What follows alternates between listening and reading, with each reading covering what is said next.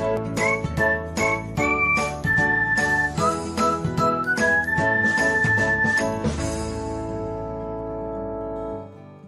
everyone, welcome back to another episode of Technologyglance.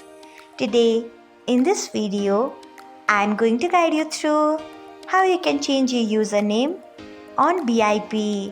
So, let's get started. Firstly, open BIP app in your device. Then tap on three lines icon. Next, you can see the option of profile.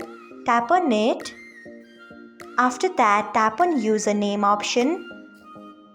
Then add username of your choice. After you are done with it, tap on done option, which is located at top right corner of your screen. So this is how you can change your username on BIP. Thanks for watching. If you found this guide helpful, we would love it if you hit the thumbs up button below.